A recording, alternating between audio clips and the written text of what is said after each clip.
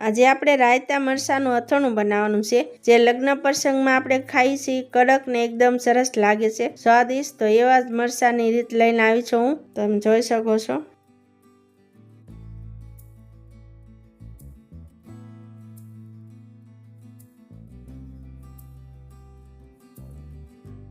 આપણે લીંબુ ને મરચાં લીધા છે. આવા એકદમ કડક ને ચોખ્ખા ધોઈ નાખવાના છે પહેલા આપણે, પછી નિતારીને પછી આ રીતે સુધારી નાખવાના છે.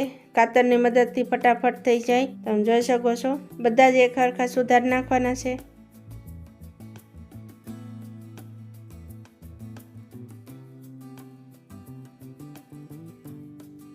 આ રીતે બધાય ફટાફટ સુધારાઈ જાય કાતરથી, તમે જોઈ શકો છો.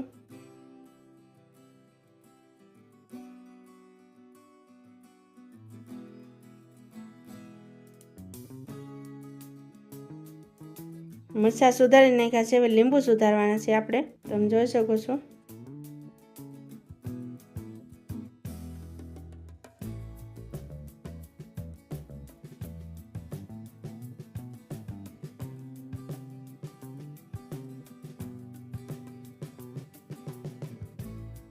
હળદર નાખવાની છે, મીઠું નાખવાનું છે. મીઠું થોડુંક આગળ પડતું હોય છે રાયતા મરચાંમાં. થોડી હિંગ નાખવાની છે, એટલે એકદમ સ્વાદિષ્ટ ને બહુ ટેસ્ટી લાગશે. લીંબુ નીચવી દેવાનું છે આપણે, બધા જ લીંબુ નીચવીને સિલકા એમાં જ રાખવાના છે, એકદમ સારો લાગશે સ્વાદ.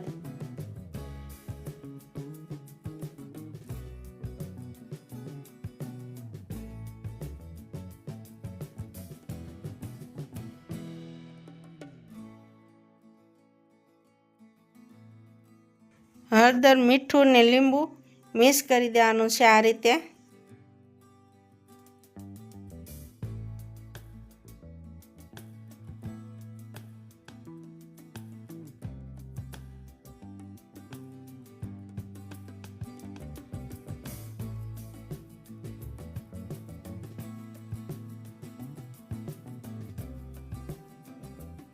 હવે એક બરણી ભરી લેવાનું છે આપણે આ રીતે, તમે જોઈ શકો છો.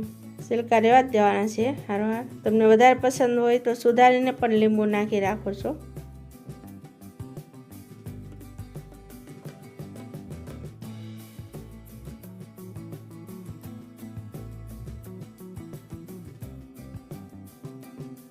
આપણે ઢાંકી દેવાનું છે.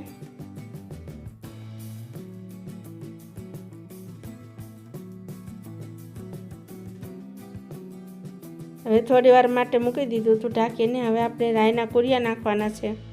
વઘાર નથી કરવાનો, આપણે ડાયરેક્ટ જ બનાવ્યું છે. લગ્ન પ્રસંગમાં હોય એવું કડક ને એકદમ સરસ થાય. હવે તેલ નાખવાનું છે આપણે.